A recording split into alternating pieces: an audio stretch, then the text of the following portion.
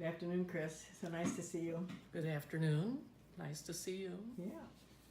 So I'm so happy you can do this, and let's just start to talk about your wonderful life. Would you state your name to begin with? Christine R. Riddiough. All right. And tell us when and where you were born, please. June 28th, 1946 in Evanston, Illinois.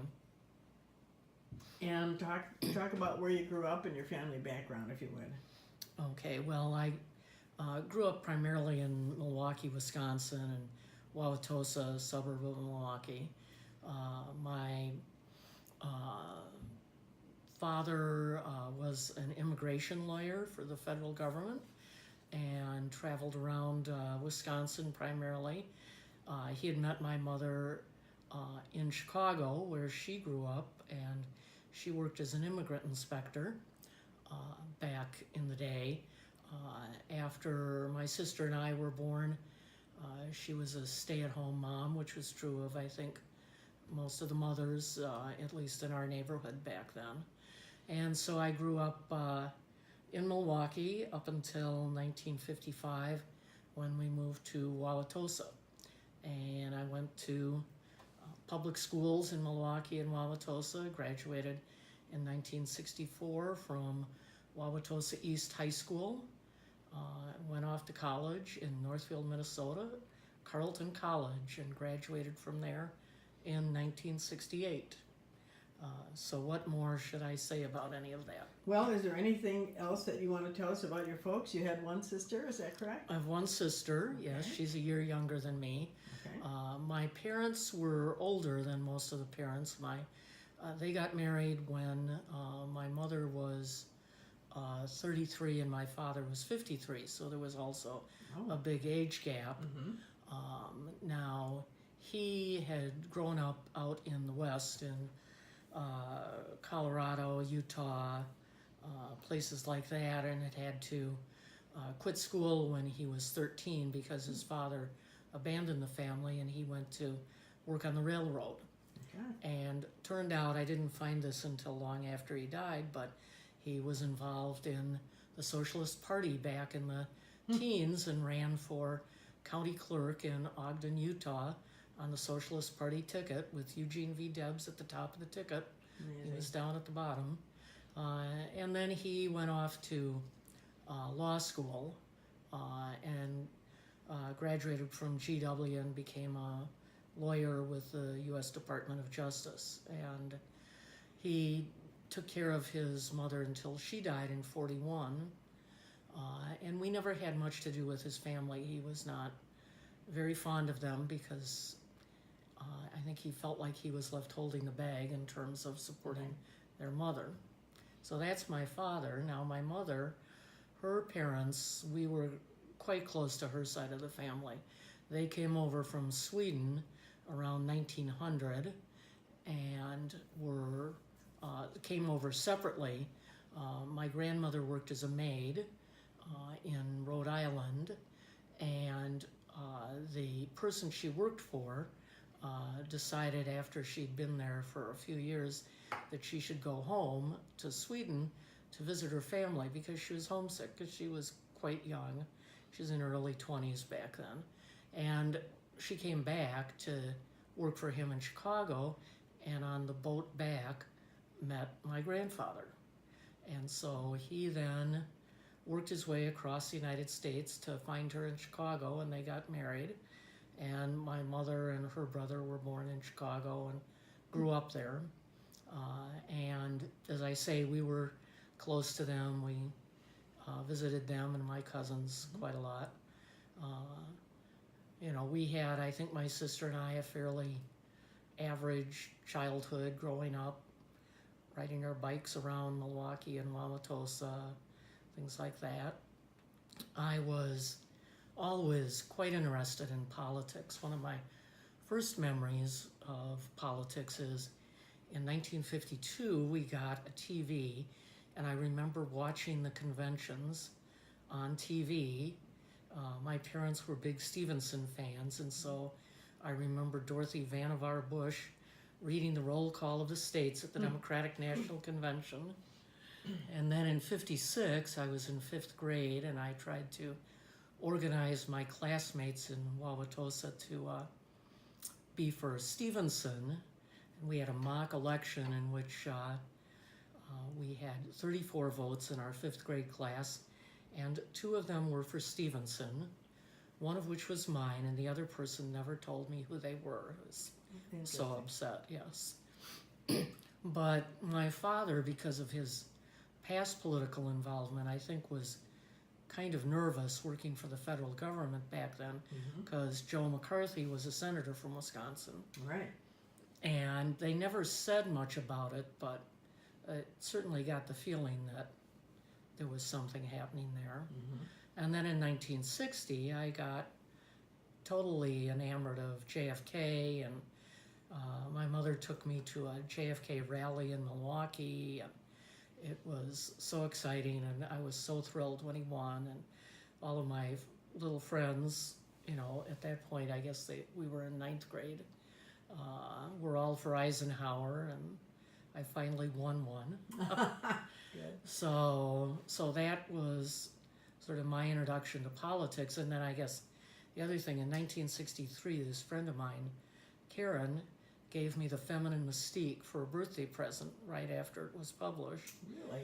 And I read it, and I thought it was the greatest thing since sliced bread, because I was very into being a scientist, and had been since I was very little, and always got a little pat on the head and sort of, isn't that cute, she'll learn when she grows up, kind of attitude. And so the idea from the book that women could, you know, be something, do something, Right.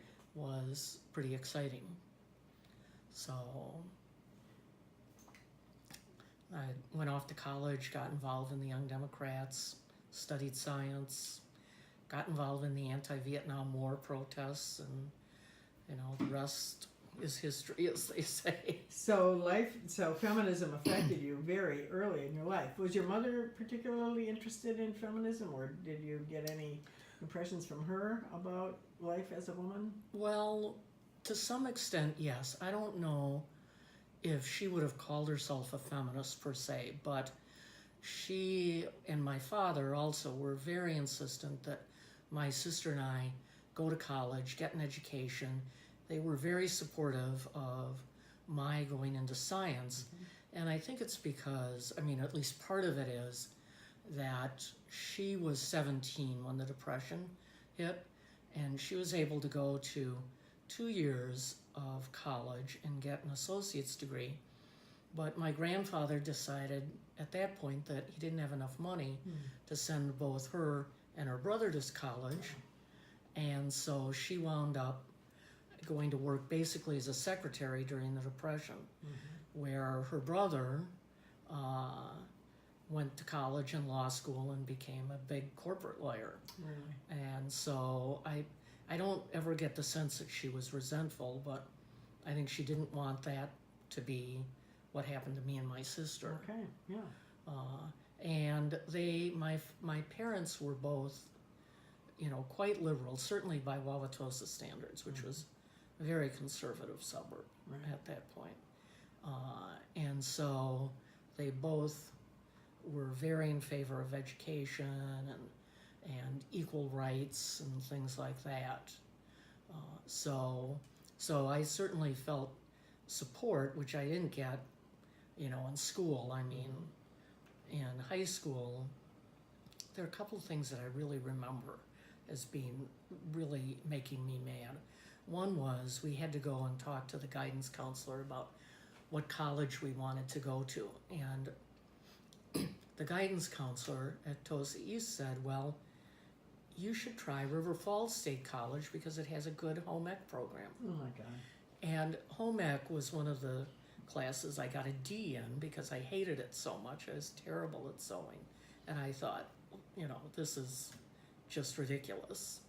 And then my senior year, they gave off awards, you know, for different things. And each year, the president of the science club got the science award, except for the year that I was the president of the science club when they didn't give out the award. Amazing. Yeah, and so there's all along there was this attitude of women don't go into science, and Mm-hmm. you know, women just go to college to get a husband, and all of that, which was never particularly attractive to me Right. as an outcome. Right. So all of that sort of led into my You were ready for feminism. the women's movement Yes. to arrive. Well, without your parents, it sounds like it would have been a harder road to Oh, hoe. Right. yes. Definitely. Harder to get there. Well, good for them. Mm-hmm. So, when did you get involved with what you would describe as the women's movement? This is, I mean, you said 1968, so you're at the prime time. Right. Yes. Well, in college, there were there were anti-Vietnam War demonstrations, Right. but there were also some demonstrations about the rules for women. It was all on-campus housing, things like that, and it was at a point when the girls were in one set of dorms on the, I guess, east side of campus or something, and the boys were in the set on the other side of campus. And the boys had pretty much freedom to do whatever they wanted. The girls, if you were going to be out after something like 7 o'clock, you had to sign out. You had to be in the dorm by like 10 o'clock, except for weekends. You had to have some kind of permission from your parents to go off campus up to the Twin Cities, for example.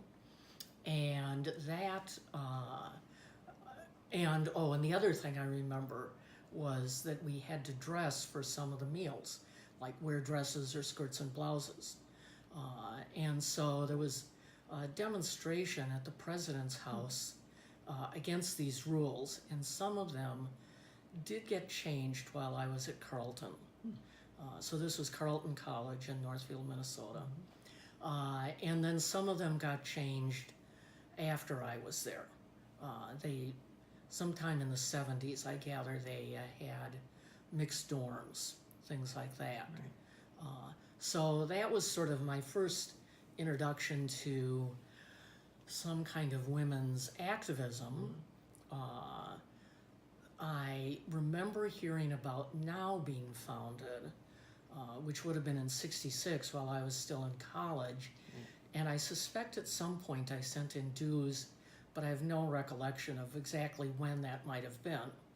So then in '68 I moved to Chicago, and I was going to graduate school at Northwestern in astrophysics. And at some point, I think in the fall of '68, I was at a demonstration and met a woman named Ellen Du Bois, who was a history professor, just retired at one of the California universities, I forget which one. And she invited me to a meeting of a women's group. And so I went. And that later it was a consciousness raising group, but it became a chapter of the Chicago Women's Liberation Union. And so I got involved through that. The other thing that I should put in here, just for memory's sake, is I did at some point in that fall write some paper about, I remember that it had the phrase capitalist exploitation, American imperialism, and patriarchal oppression in it. So it was like the beginning also of my seeing issues as being interconnected. And one of the reasons I remember it was because that Christmas, we were at my aunt and uncle's house in Wilmette, I guess, a suburb of Chicago, and my mother liked it and read it to my aunt. And my aunt I couldn't believe my mother did this, but my aunt turned to me and said, "Well, Christine, if you really believe these things, then I want you out of my house." And my mother said, "Well, if Christine goes, then I go too." And Amazing. Nobody was going to take my mother out of the Christmas picture. That's her right. brother would not let that happen. So, but I couldn't believe that she read this to my aunt. That's amazing. It was very stunning. Anyway, so that was '68, and that that was sort of the start of my being more formally involved in the women's movement. And a little bit in the socialist movement at Yes. that point, right? Yes. That analysis. Well, so your major organization at that time was the Chicago Women's Liberation Union. You want to talk about it? Oh, sure. Yes, CWLU, Chicago Women's Liberation Union, was actually founded in 1969. Okay. So there were a number of different groups that were organized around Chicago that were sort of like consciousness-raising groups, but also more political than a lot of the CR groups were at that point. And a number of the women had been involved in SDS, Students for Democratic Society, and had all too often simply gotten told to make the coffee and, you know, go away. They weren't interested in talking politics with women. And so Heather Booth and Sue Monaker and Evie Goldfarb, I believe, wrote this paper called Toward a Women's Liberation Movement. And this was like late 68, early 69, I think. I have a copy of it somewhere. And it proposed the idea that there needed to be a separate women's movement, that SDS and the movements of the day were not friendly to women, and there were a lot of other fairly awful examples of what went on. And then following that, a number of women, including Naomi Weinstein and Vivian Rothstein and 7 or 8 others, maybe more, signed a call to a conference to be held in Palatine, Illinois, to form a women's organization. And so that happened October 31st, that weekend, 1969. Now, I was not there because it was also the weekend of a big march on Washington against the war in Vietnam. And so there's a question of which do you go to. I wound up going to Washington for the march here, and then got involved in the Women's Union more actively following that. One of the earliest projects of the Women's Union was the Liberation School for Women, which Vivian Rothstein started. And I joined the work group to set up classes. So the way the Women's Union was set up, there were chapters which were sort of political discussion groups, affinity groups, CR groups, sort of a combination of those things, often geographically organized. And then there were work groups, which were groups that were based on projects. And so one of the earliest projects was this Liberation School. And the motto of the Liberation School was, what we don't know, we must learn. What we do know, we must teach each other. Okay. And so we had a variety of classes ranging from auto mechanics to a fix-it class, to self-defense classes, to karate classes, and we had classes like political history of the Chicago Women's Liberation Union and different trends in the U.S. women's movement and Marxism 101 kind of classes and all kinds of political stuff and pretty much everything in between. And there we ran 2 to 3 sessions a year from 1970 until the Women's Union disbanded in 77. And we had routinely 200 or more women in the classes each session. And so that was probably the biggest outreach vehicle in terms of reaching out to women around Chicago. We also held them in different parts of the city. Rogers Park, Lincoln Park, Southwest Side, Logan Square, South Side, all, Lakeview, all kinds of neighborhoods. And then there were a variety of other work groups that were organized over the course of the union's existence. At one point, I remember going back through some lists and counting up something like 90 work groups and chapters. Amazing. And so there was the work group, which later became Direct Action and Rights and Employment, DARE, and they worked on workplace issues, including the janitresses in Chicago, which was a very big case. Yeah. The janitresses who worked in City Hall, who were women, got paid substantially less than the janitors, who were men, and did exactly the same work. And so we, this is the global we, so to speak, got a call from one of the janitresses, or a letter, I guess, saying, can you help us? And so we went down, and Leon Dupre, who was a city council member at the time, did a study, and a couple other city council members were in on it, and eventually got it set up so that the janitresses and the janitors got equal pay. Wonderful. So that was a huge victory. Then there was Jane, which was not an official group of the Women's Union, but Jane was the abortion counseling service, which performed abortions on the order of 11,000 abortions before Roe v. Wade was handed down. And once the Women's Union was formed, people would call up and ask for Jane, and then we would put them in touch with the service. And that's something that unfortunately now looks like we might wind up having to go back to because of the changing nature of the Supreme Court. So I remember taking some of those calls, and you knew that even tangentially you were doing something that was still illegal, and at the same time, there wasn't anything else for most women. Right.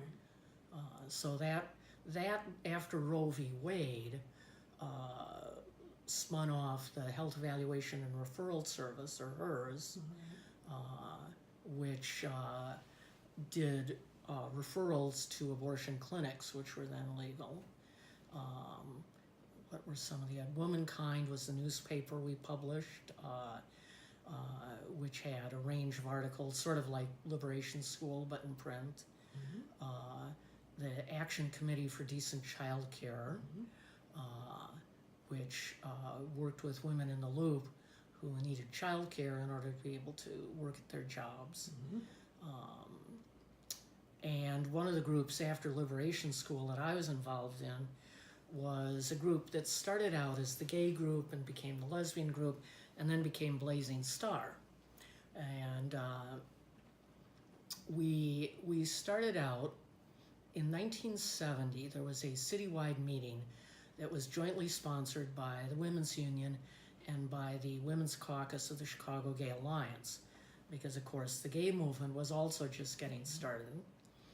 And there was some tension between the women's movement not wanting to be too associated with the gay movement, and at the same time gay women, which is what was the reference back then, not feeling completely at home in a movement dominated by gay men. And so there was this meeting, which was the first gay meeting that I went to with some trepidation. It was held in a place called Wobbly Hall, which was up on the second floor of a building at Fullerton and Lincoln and Halstead, I guess, and it was above the seminary restaurant because it was near DePaul University Seminary. So I remember walking up the stairs and feeling very nervous about going to this meeting about gay stuff, because I was gay, but I wasn't really totally out. I'm very worried about it. And then it was sort of like, once I went to this meeting, then there was no going back, so to speak. And so we formed a gay group to kind of talk about gay rights issues within the context of women's liberation and to bring together any gay women that were in the women's union. And it was a relatively small group because there were a lot of people who really were very nervous about identifying as gay. Right. It was Yeah. tough back then. Yes.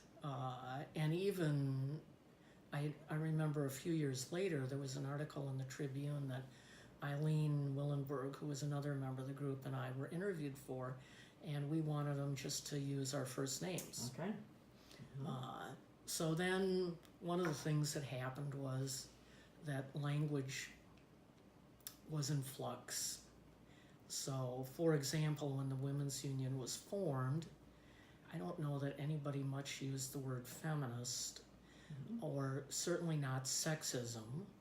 Right. And lesbians were called gay women because lesbian was something that was seen at that point as somehow derogatory. But then as time went on, words like sexism became more in vogue and lesbian became more important because people want an identity outside of the gay male culture, so to speak. And then, so then the name of the group changed, and one of the things that we did was we proposed that the political principles of the Women's Union be modified to include lesbian and gay liberation, which they were. This was in '72, I think. And then we wrote a position paper on lesbianism and socialist feminism. That was our attempt to put things into that context. And then, there were a lot of debates in the Women's Union about organizing and political principles and stuff, but one of the things that was always true of the people who were sort of at the core of the Women's Union was that we wanted it to be an organization that actually did things, that it was not just a debating society. And so one of the things the lesbian group did was decided, well, we can't just talk about this. So we started publishing a little newsletter, which we took around to the lesbian bars in Chicago and handed out and talked to people and, stuff like that. And at that point, there were probably 6 or 7 lesbian bars. Yeah, really. And so we would take it around. We even went down to Cal City, where the Patch, which was the oldest lesbian bar in the Chicago area, was. So we went down there and took some of our blazing stars and got to see an Elvis impersonator show. Calumet City, Indiana, right? Yes, I guess so. To be honest, I don't drive, and so I rode along with somebody, and it was down way south, much further south than I'd been, in terms of Chicago. So I interrupted you. Oh, okay. Yeah. So they were having a drag show there with Elvis impersonators, women. Right. And so we got to see the show, and we talked to people. Most of our work was up on the north side. And there were a lot of lesbian bars up there. And there was one really mixed bar, his and hers, that was owned by Marge Summit, that was over by Wrigley Field most of the time that I remember. But in any case, we'd go to the bars, we'd pass out our newsletter, we'd talk to them. I remember talking to one bartender at the Lost and Found, which was over on California and Irving Park, somewhere in the northwest side, and she was asking about, what does it mean to be a socialist? And I was saying, well, we're for universal health care and this and that. And she said, well, that doesn't sound too bad. And I thought, well, she may never sign on the dotted line, but, she at least with somebody who was willing to talk to us. Take the labels off and talk Right. about the issues, yeah. And then we particularly hung out at Augie's, which was a popular bar, and we sort of played for the Augie's softball team, because softball was very big in Chicago. I was a catcher. I was the third string catcher, and I was very bad, but I liked baseball, so, and it was a great way to hang out and meet people, stuff like that. And we got some of the folks from the different bars to write articles for the newspaper. And then we got involved in work on the ordinance to protect gay rights in Chicago. And the main group that was working on that was the Illinois Gay Task Force, which eventually became the Illinois Gay and Lesbian Task Force. I think it went through several different names, but it was always the same group that was working on both the city council and also state legislation, which in the 70s was unlikely to go anywhere.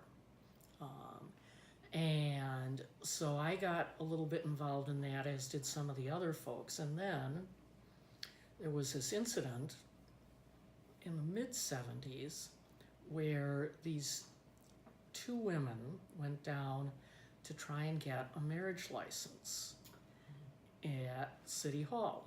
Right. And,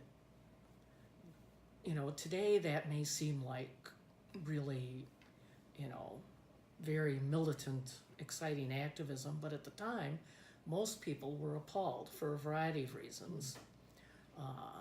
Partly because it was an extremely unwell thought out activity that didn't have any organizational support, and one of the women was already married to a man, so even now they couldn't have gotten a marriage license. Right. But it was also seen as something that was detrimental to both the gay rights movement of the day and also the women's rights movement. And so now denounced it, as did the task force denounce it, and it created this big flurry of back and forth, because some of the lesbian feminists were upset that, these groups who were not lesbian feminists could criticize these so-called lesbian feminists who weren't really lesbian feminists anyways. But so there was this whole mishigas. Right. And out of this grew the Gay and Lesbian Coalition of Metropolitan Chicago, which was a coalition of a range of different organizations, from the Illinois Gay and Lesbian Task Force to now, to the Women's Union, to different bars like His and Hers that I mentioned, and the various religious gay groups. And we usually met, and this is one thing that shows you some of the breadth of the coalition, at the Baton Lounge, which was the big drag bar. And one of the reasons we met there was it was big and it had a stage where the officers sat to run the meetings. Amazing. And so Jim Flint, who was the owner, let us have it for free and participate in the coalition. And then one of the other people who was active in the coalition was Chuck Renslow, who owned the big leather bars in Chicago.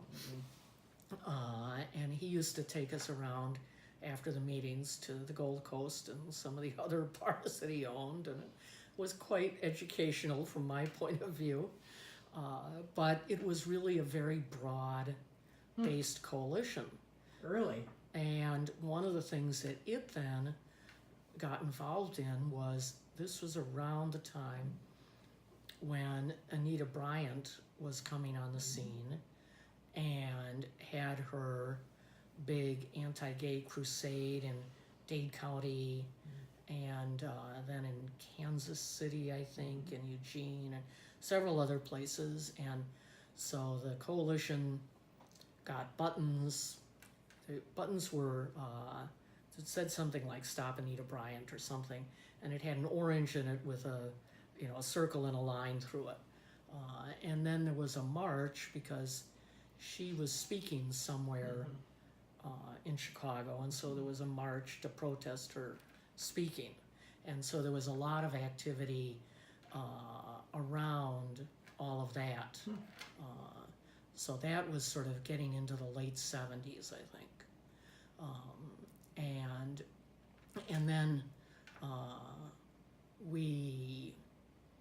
I'm trying to think. So those I guess are the main things related to Blazing Star directly. I was co-chair at one point of the Illinois Gay and Lesbian Rights Task Force, and also co-chair of the Gay and Lesbian Coalition for I think most of its life. And then back to the Women's Union, that disbanded in 1977, largely because of the attacks of sectarians. Every alphabet soup of sectarian groups decided that the Women's Union was the place to go and try and recruit members and tell us what the correct line was. So we had the Socialist Workers' Party and the International Socialists and the Revolutionary Communist Party and the Communist Party Marxist-Leninist and the Communist Workers' Party and, everybody and their cousin. Right. Which was what the left was going through at that point. Right. Also. Yes. Parallels that. Right. And after SDS split, there were a whole series of other splits into these smaller and smaller little groups. Right.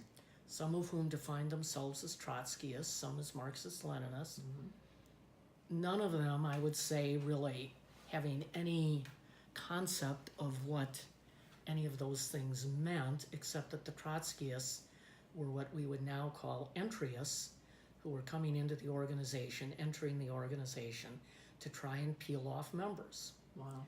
And the Marxist-Leninists were coming in order to tell us how we were wrong and what the correct line was, and in particular, mostly, they were quite homophobic.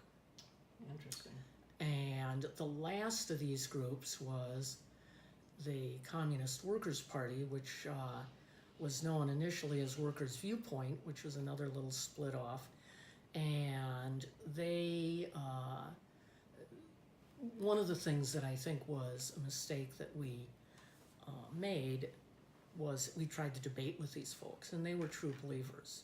Okay. They were more religious than political in what they were talking about. And so we tried to debate them, and there's no debating true believers, but we spent a lot of time and energy doing it.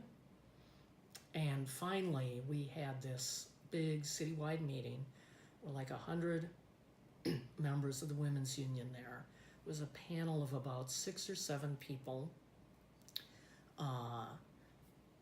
which included a number of groups that, while we had divergent opinions, still could have worked together and had been working together on a lot of things. So there was, there's a group called the Brazen Hussies, and I forget if they were the group that was around at the end, but was sort of maybe a little more mainstream than some of us who were from the sort of outreach end of things. And there were the service people like working on HERS. Okay.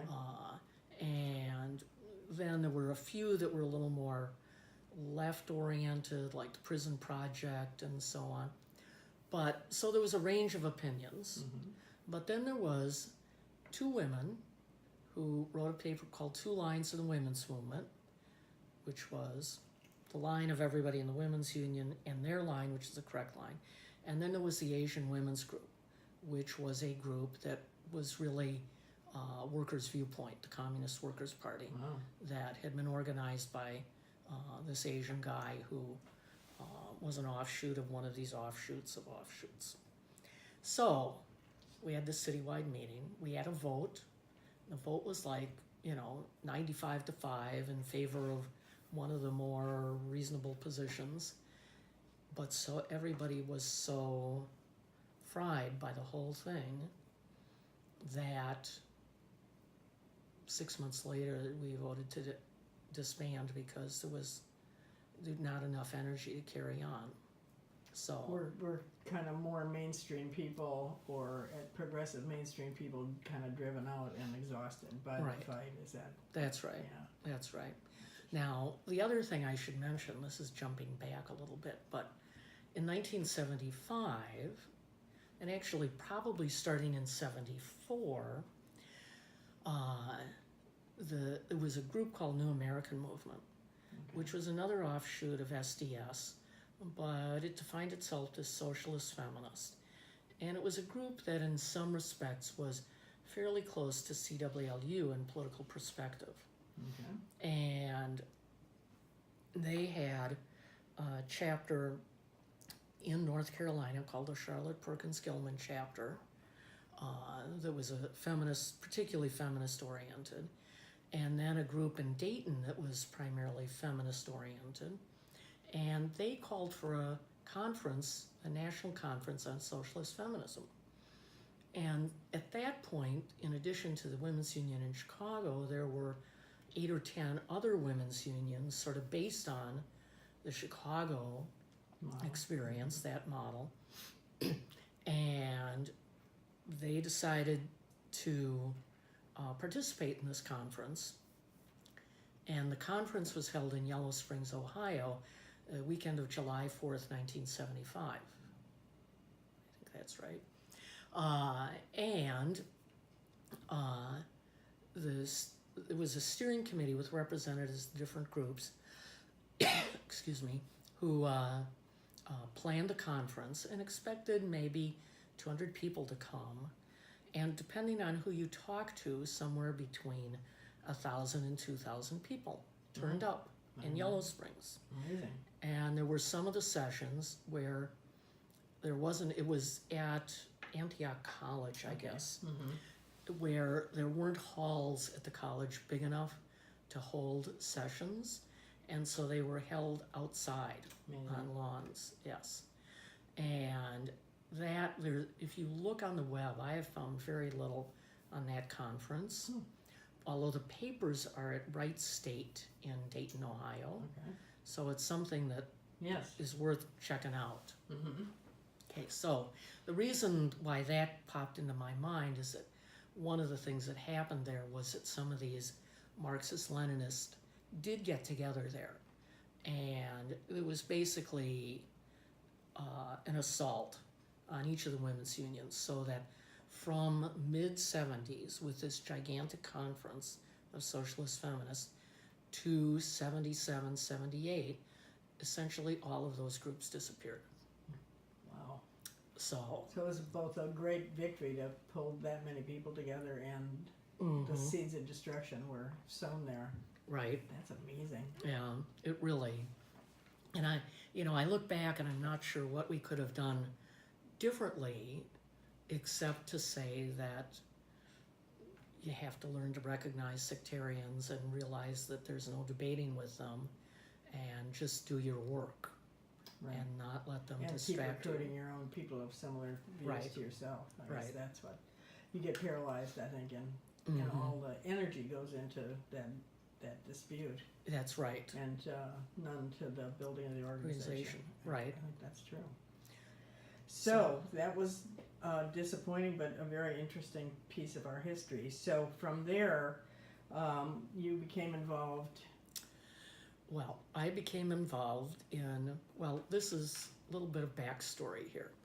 So Blazing Star, when the Women's Union disbanded, was still involved in publishing our newspaper, and actually did publish it for another 3 or 4 years after that, and wanted to keep together as a group. And we talked about, as a group, would we try and join now, or would we try and join New American Movement?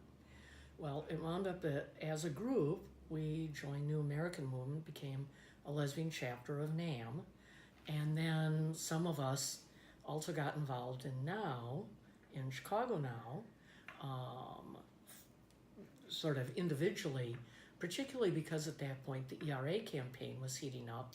And in looking back at some of the old Women's Union newsletters and at the Blazing Stars, we had articles about, sign up to go to Springfield, Illinois to Yeah, try interesting. and, get legislators on the right path and so on. And so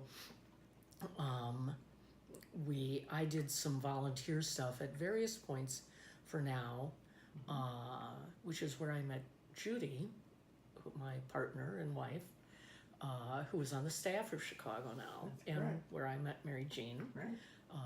and many other people. Right. And so there were these sort of two arms that I sort of veered into, and I think other people did too. I suspect that a lot of women's union people did at least join now and maybe become somewhat active. Some people joined NAM, became active there, and then on the NAM side, we participated in a socialist feminist commission, I think we called it at that point, which was a national commission to try and develop ideas on socialist feminism within NAM. And we continued our work on organizing in the lesbian community. I wrote some stuff for Gay Life, which was the one of the newspapers of the time. They had a View from the Right, which this gay Republican guy wrote, and a View from the Left, which I wrote. Usually we were on the same topic, and it was, unlike these days, fairly collegial. We disagreed on almost everything, with the possible exception of smoking. I don't think either of us was big into smoking, but so that I was involved in a lot of that. And then, as I say, I remember at some point going down there and doing phone banking for something. Might have been for some abortion rights thing, because I remember meeting Judy and she getting me set up to do phone banking, where there's a certain irony insofar as she can't stand calling people on the phone. But that was her job at the Yes. time, right? So, and then I got to know you, Right. and in 82, 82, you ran for Action Vice Action President. Vice President of Now, Right. and got elected and offered me a job I did. here in Washington, D.C. as like the lesbian rights staff person. That's correct. And I waffled back and forth several times, because leaving Chicago was very hard Yeah. to do. I And know what you mean.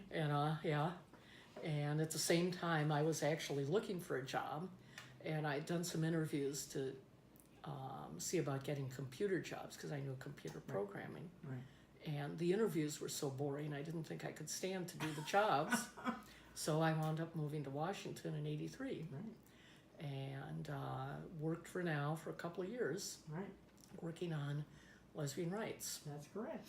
And it was interesting, and it was a very exciting time.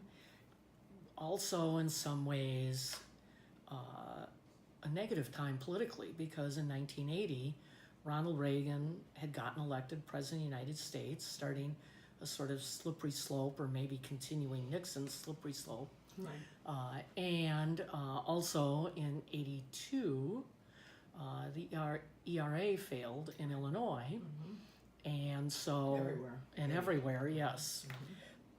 And so I think with Now, since the ERA had been the primary focus, there was a need for some other direction, Right. and so Challenging. it was very challenging. And so with Now, Mary Jean, I know, had a number of staff working on different issues, and so I was responsible for the work on lesbian rights, and we wound up doing a number of things. Part of it was being in Washington. You get wrapped up in a lot of the coalitions that are here, and so I represented Now at some of the coalitions of gay organizations like Human Rights Campaign and what was then the National Gay and Lesbian Task Force and some of the other groups that were working on federal legislation, which was the anti-discrimination law, which is, I think now or recently called ENDA, but I'm not sure what the name was at the time. But it was basically Right. that law. Right. And we got involved in that, and we also were going to try and develop a model where we would work with state now organizations to develop gay and lesbian rights legislation at the state level. And we selected New Jersey as the first state, and Rosemary Dempsey was the staffer that was hired there to set this up. Carol York was the volunteer leader in now, and so I went up there probably a number of times Right. to meet with them and work with them and see what National Now could provide in the way of support. And theoretically, I think it was a good strategy. It was, of course, not the ideal time to be trying to put forward gay rights legislation, because one of the things that was just starting to become known was AIDS. I think sort of the earliest reports were in '83.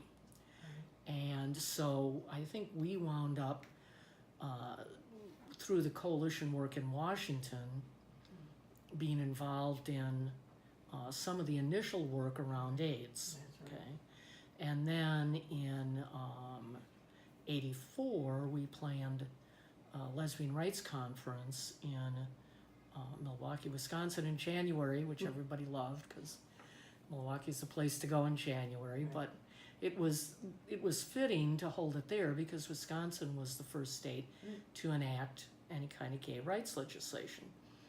And in fact,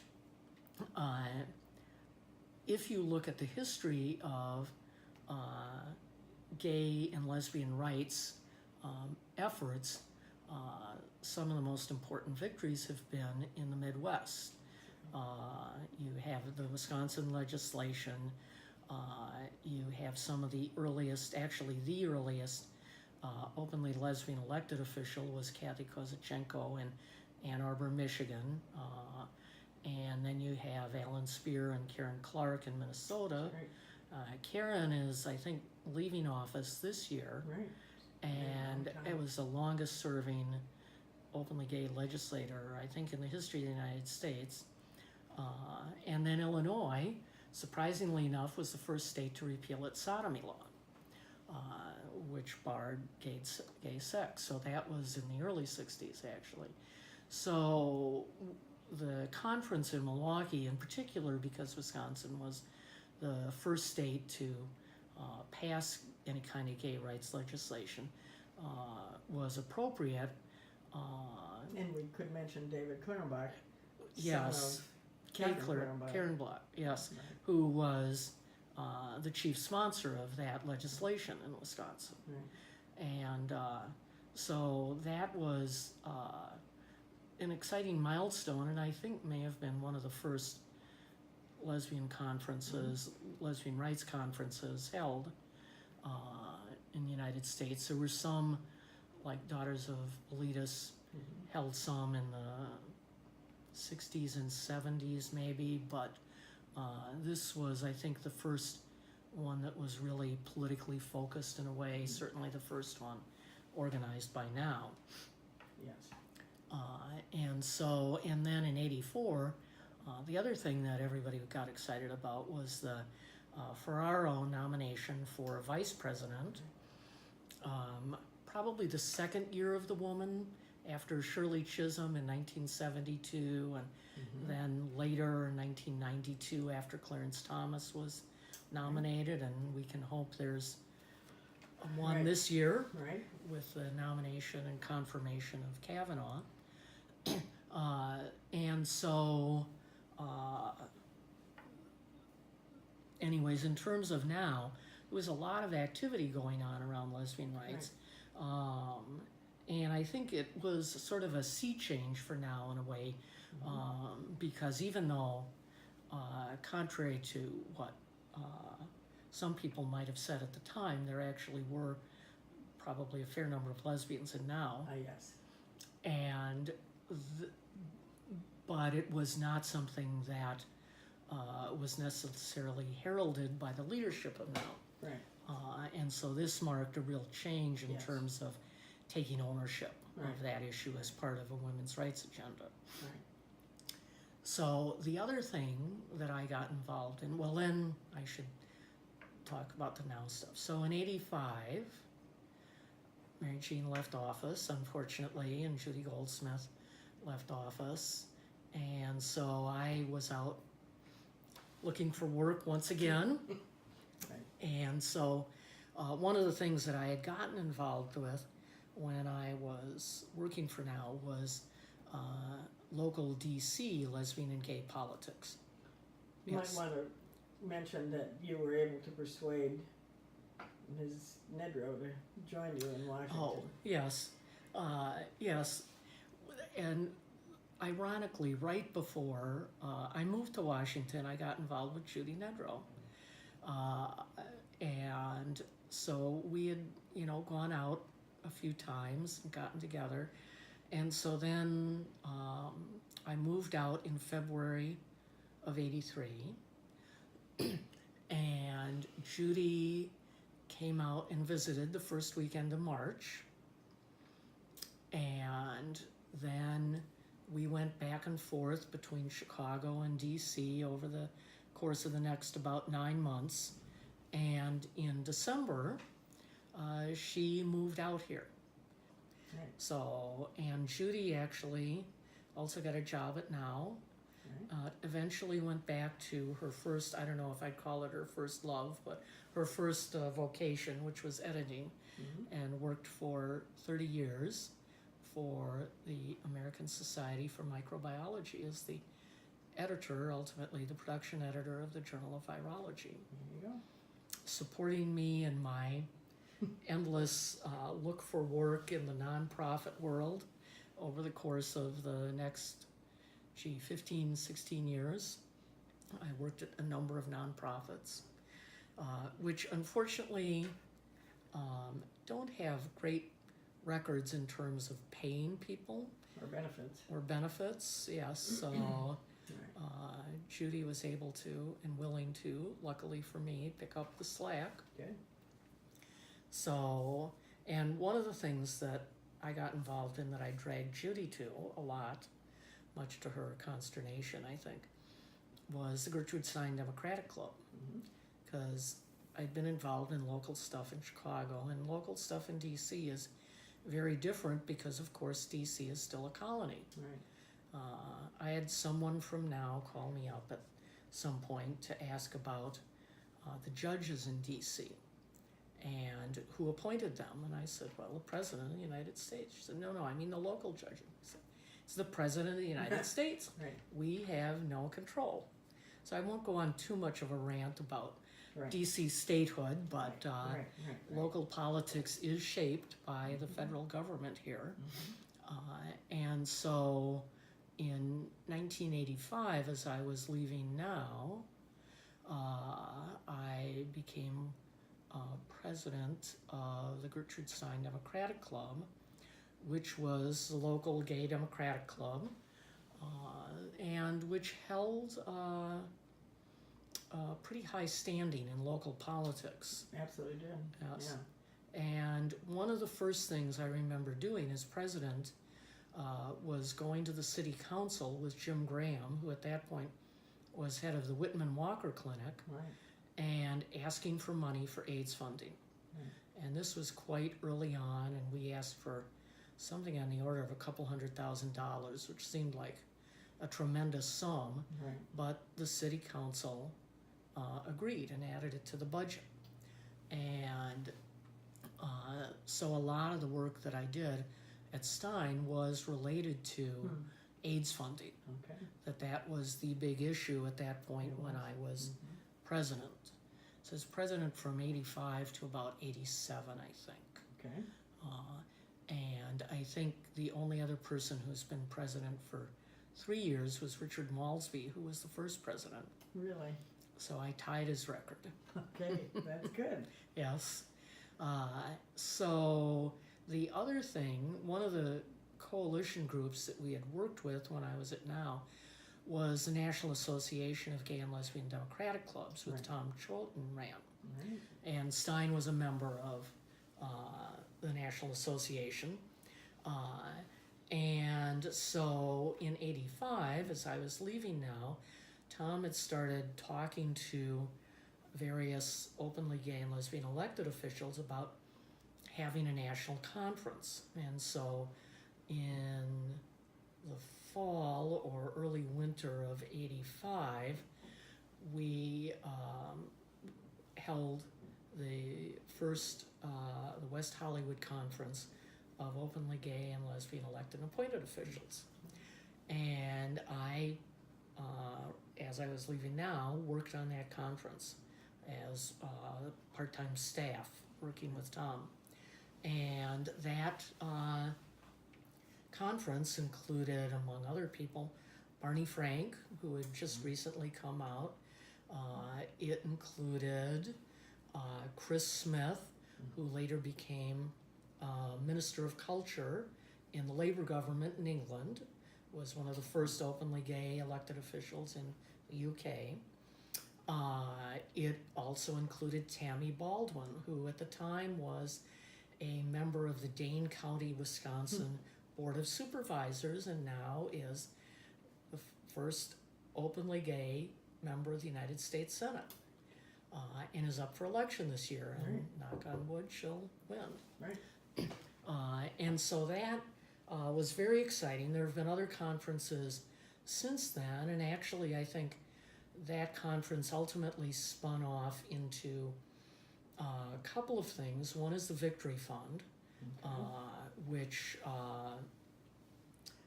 is now something like a PAC. I'm not sure their official status, but they support openly gay and lesbian, and at this point trans and bi candidates for office.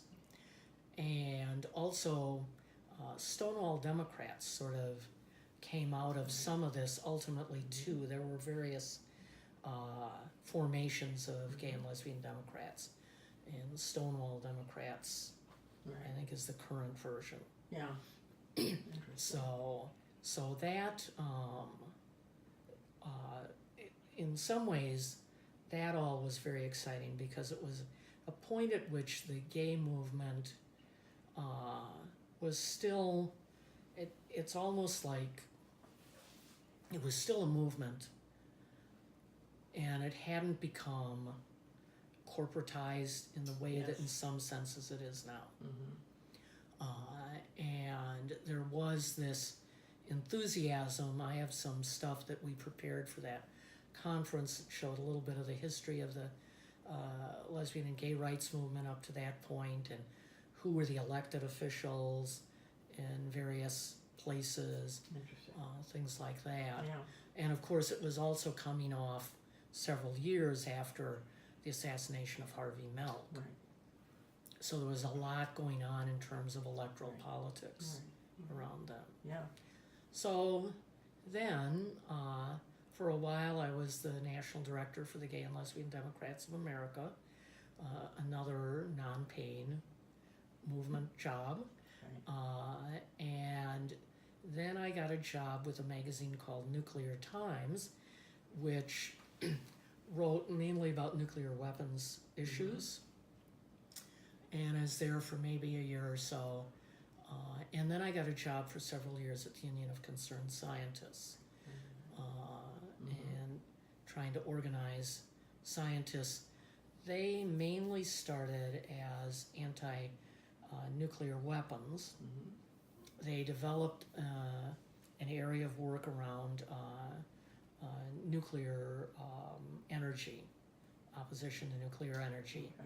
And then I came in when they were developing a program around climate change and worked on some of that and some of the energy related issues connected to that.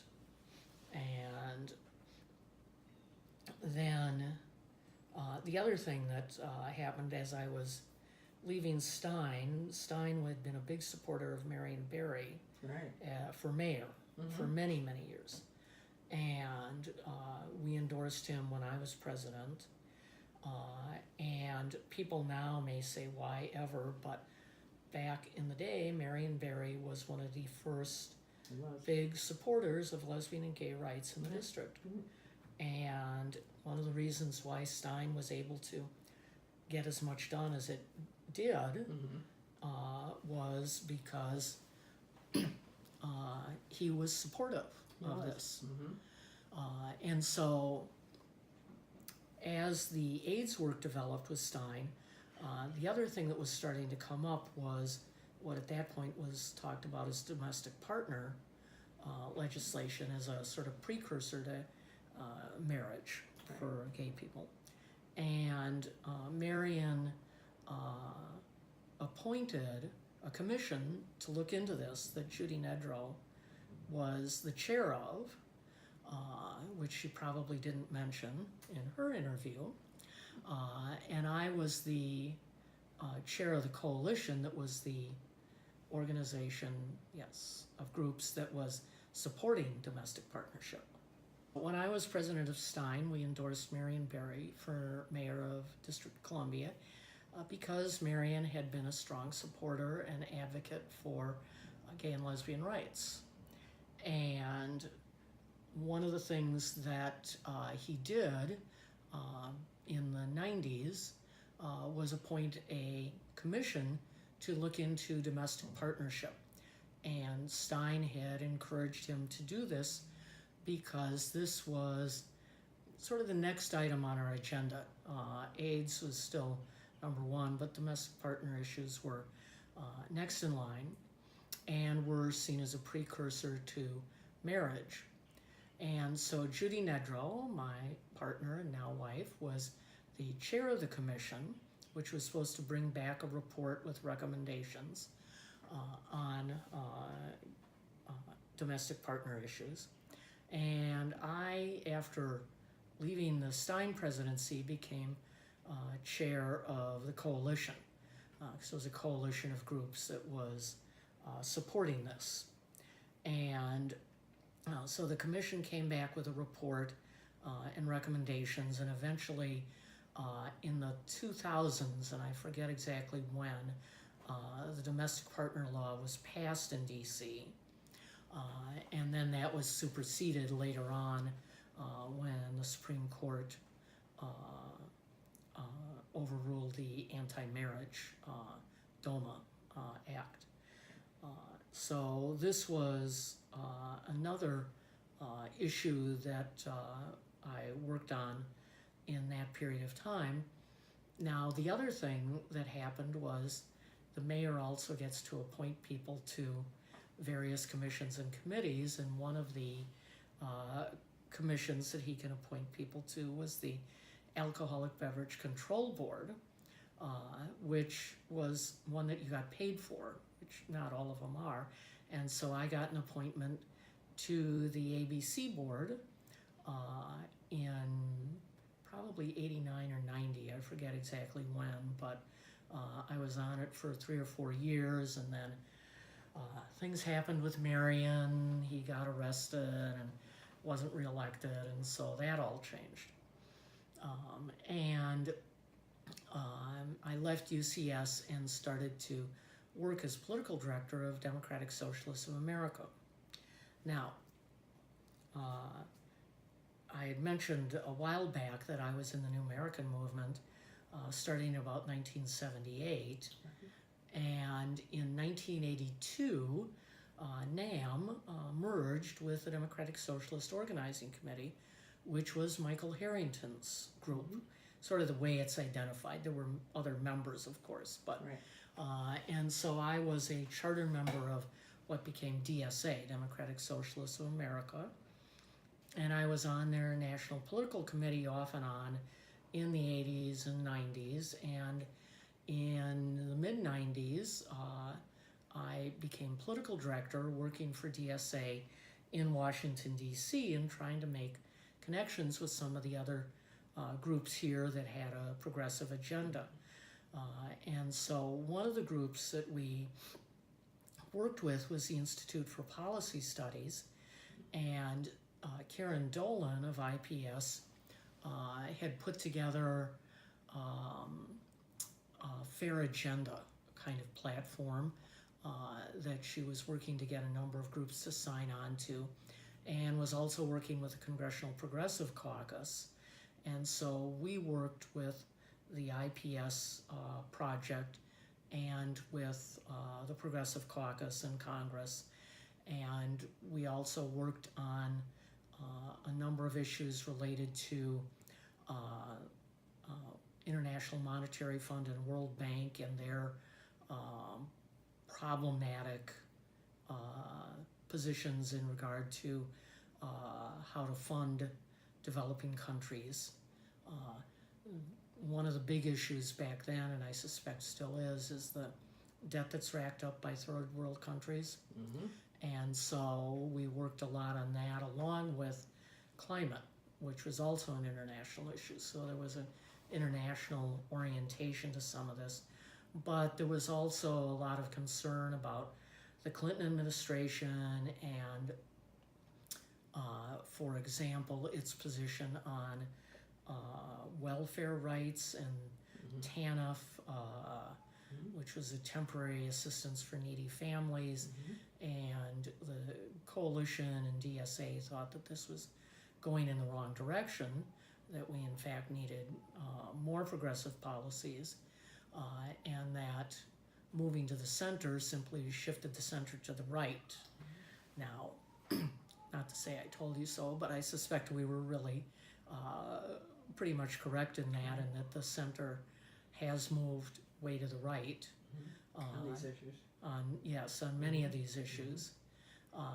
And so unfortunately it was also a time period in which, while there were a lot of groups doing a lot of important work, it was also work that wasn't necessarily real sustainable. So I wound up in 1998, I guess, deciding I needed to get a job that actually paid me a salary, and maybe some retirement in some form, or I'd be living in a refrigerator box in my old age. That was where things were going. And so I went and took some courses on computer programming, because way back when I was in graduate school, I was studying astrophysics. I'd gotten a master's degree in astrophysics, and I had been admitted as candidacy for my PhD in astrophysics. Never finished my thesis, but c'est la vie. But I learned computer programming. And I spent 8 years in the 70s doing computer programming and research on public health and occupational and environmental health issues. A little bit of biostats and epidemiology sort of thrown in the mix. And so I thought, well, you know, there's still computers out there. Let me go back and see if I can't pick some of this up. And so I took some courses at Strayer to beef up my programming skills, which were out of date. And then I got involved in this program at the University of the District of Columbia, which was aimed at trying to provide residents of DC with skills to get into the computer tech industry. Right. And supposedly it was going to be set up so that you had, you know, it was over a 6 or 8 week period, I forget how long, but the mornings were spent learning some aspect of computer programming, and the afternoons were supposed to be spent getting career counseling. Okay. Right, sounds good. The problem, they had 2 tracks in terms of computer programming. One was Oracle database programming, and one was Visual Basic. So I was in the Oracle segment of this. And the people who came into it, who were all very bright, but unlike me, didn't have any experience with computers. I mean, literally, didn't know anything about programming, whereas even though my skills were way out of date, I knew about computers. You know, I knew what the You deal had the was. basic idea of it. Right. Yeah. And so I wound up basically running a study section for people Right. to teach them a little bit more than was available in the class. Right. Plus, they didn't get any computer counseling, and so I think most of them never wound up getting jobs. It was a program that actually, if it had been set up correctly, would have been potentially really good, Right. but it wasn't. Right. But because I had those initial skills coming in, and because I wound up doing this study thing, the guy who taught the official Oracle segment of the program said, well, we have an opening at Montgomery College. Would you like to teach a section there on Oracle? And I said, sure. So I spent probably a year teaching different Oracle programming courses up in Germantown. And then I decided I needed to look around for something that was more full-time, that this was great as far as it went, but Right. and so I answered some ads in the paper. And I remember 4 ads, and got responses back from every last one of them to ask me to do an interview. And I think I got a call back on each of them to do like a second round, and then I got offers on 2 of them. Wow. Now they say you never get anything from newspaper ads. Well, You did. I did, yeah. Mhm. And so one of them was at SAS, where I'm currently working, which is Statistical Analysis Software. It's officially the SAS Institute, and it was started in the 70s at North Carolina State by a couple of guys who needed a computer program who could analyze large amounts of agricultural data. Wow. And so I didn't know anything about SAS, but I looked it up and I did a few little online things and had a phone interview, and then they asked me in to give a presentation. They said, doesn't have to be on SAS, can be on whatever you want. So I came in with my Oracle PowerPoints and gave them a presentation, and they hired me. Good. And as I say, I got 2 offers. The other one involved management, and I decided I'd done some management, did not want to do it, and so I took the SAS job, Right. and Yeah, it's been successful. great. Yeah, so And they had a that's, pension or at least a they have a 401k. 401k. Right. Yes, they're one of the best companies to work for. Right. And I agree. If Right. all companies operated like this, then, we, Capitalist system could survive. right, but, Right. unfortunately, most of them don't work like this Right. by any means. Right. So then, in some ways I took a little break from politics. Right. I consistently vote and stuff, but over the last Right. probably 6 or 7 years, I've gotten back involved. Initially, Peg Strobel, who was on the DSA, National Political Committee, asked me to write some stuff for the blog. Paintsville, Illinois, I believe. Yes, she's now living in California, but she was in Okay. Illinois then. And she was a professor at the University of Illinois in Chicago in Women's Studies, chair of the Women's Studies department there. And so she was coordinating the Socialist Feminist Working Group, which traces its history back to the Socialist Feminist Commission in NAM. And so she said, well, would you be interested in writing some stuff? So I've always liked writing, and I write reasonably well. I've written for some magazines.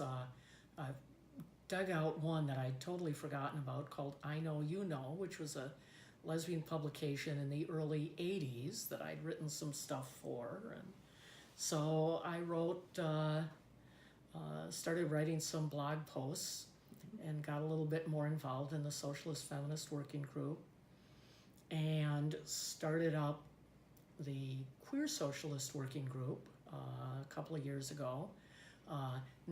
DSA is set up so that it has these working groups that are national in scope that focus on particular constituencies or issues. Okay. And these days it's much easier to do that, what with Zoom and free conference call and things like that, so that you can network with people from all different parts of the country. Right. And Without a so, meeting. without having, to meet somewhere, Right. which is really nice. And so I got involved with that. I met Maria Svart, who is the national director of DSA and has been for 7 or 8 years, I think. And then got invited to a youth section conference, not because of my youthfulness, but because they wanted to do some workshops on sort of intergenerational organizing. And so I got to meet some of the younger people who, would have been in 2015 maybe, or 2016. They were starting to come into DSA. Because when I left as political director, the peak of membership had been when Michael Leidy was national director in the early 90s, and that was about 10,000 members. And at the point at which I left, it had probably dipped down to 8,000 and had gone down to maybe 6,000 by the 2000s. And then the National Committee, which Peg was part of, voted in 2015 to support Bernie for president, and decided that this was a place where DSA could reach out to young people, because the average age of DSA members at that point was something like 68. Yeah. And it was probably the smartest move that DSA has made in forever. Right. And people started literally streaming into DSA, so that it went from about 6,000 in 2015 to probably 15 or 20,000 in 2016, and now it's at 50,000. Excellent. And the numbers are growing. And so in the process, I also got talked into running, once again, for the National Political Committee of DSA.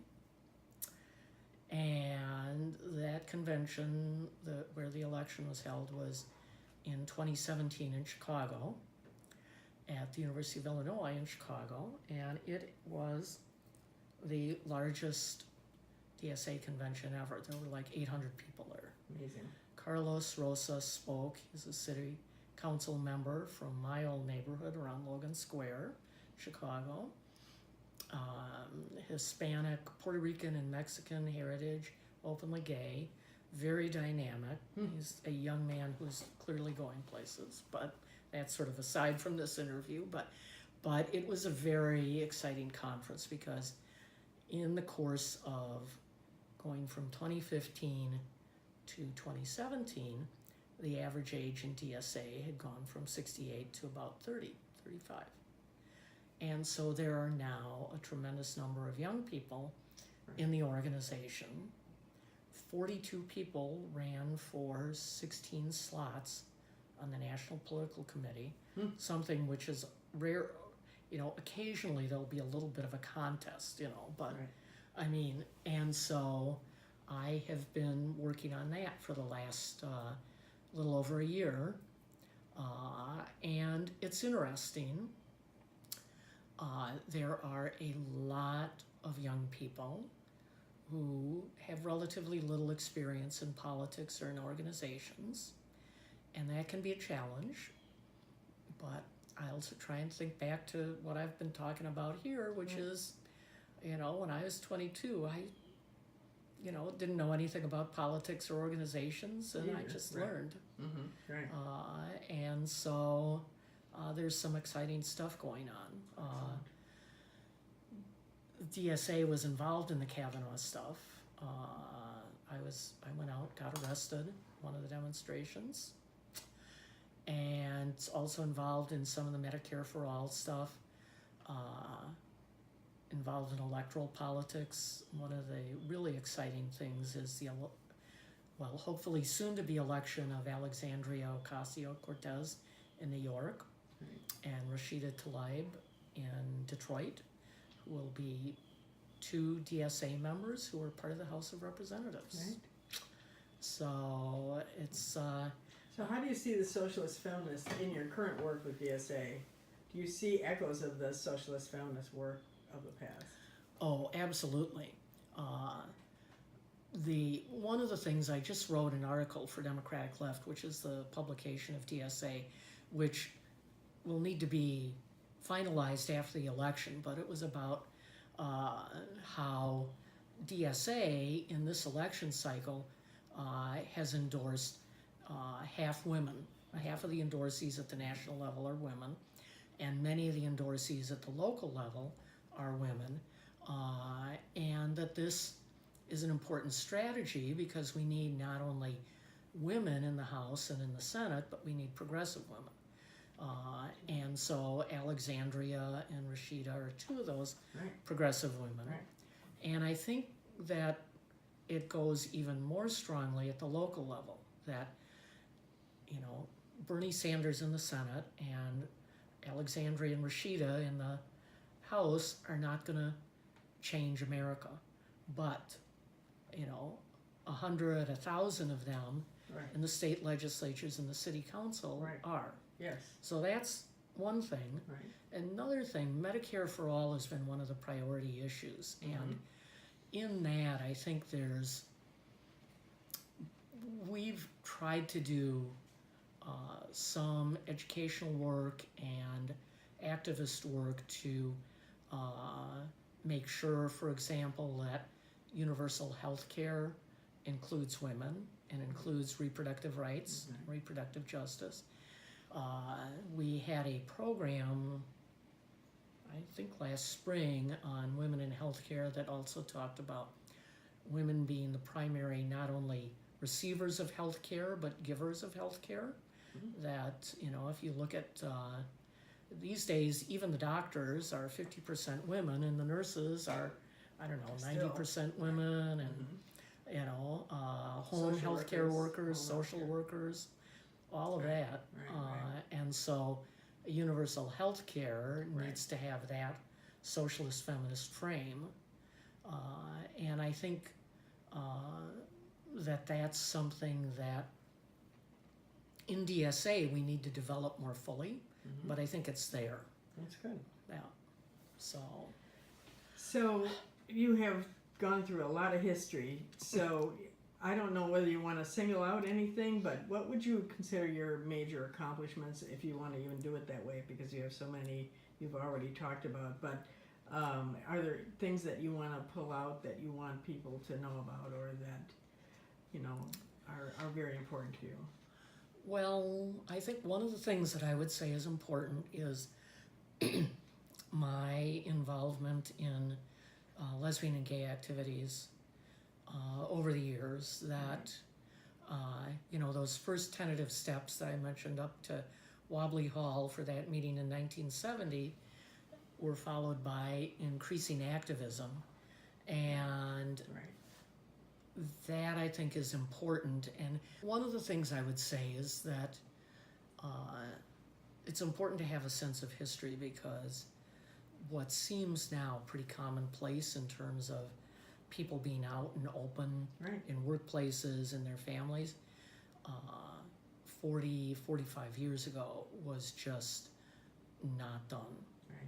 People didn't want their names out there in any way, shape, or form. And so the work that I and others did at the local level in Chicago and in other places around the country is very important. That kind of thing is what made it possible for people to be open now. So that's one thing I would say. Yes. The other thing, well, one of the other things I would say is that the socialist feminist perspective is very important, because I think one of the things that is really important to me is to understand the connections between all of these issues. The women's union, the political principles start out saying women's liberation is a revolutionary struggle.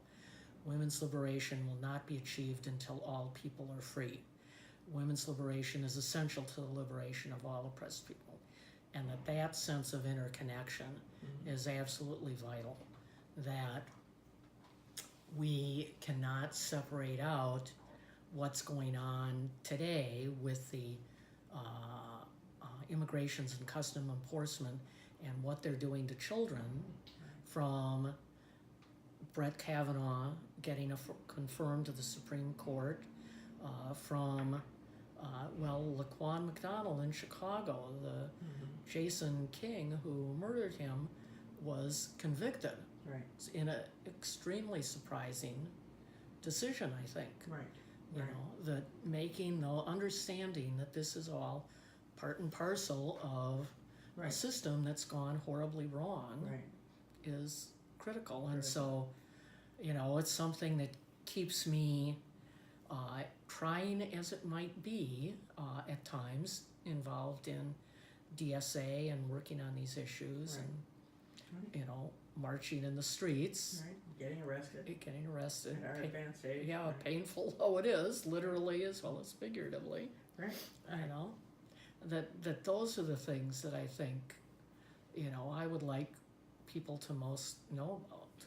Right. Oh, the one thing I should mention for people is I have written some stuff along with Margaret Schmidt and others, and Estelle Carroll has got this website called CWLUHerstory.org.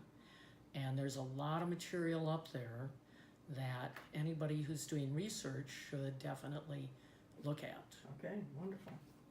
Those are good suggestions, and we'll take your suggestions for other people to interview as well. Yep. And Veteran Feminists of America is very grateful for your participation in our Pioneer History Project. So thank you today, and thank you for all your work. Well, thank you. It's been great. It has.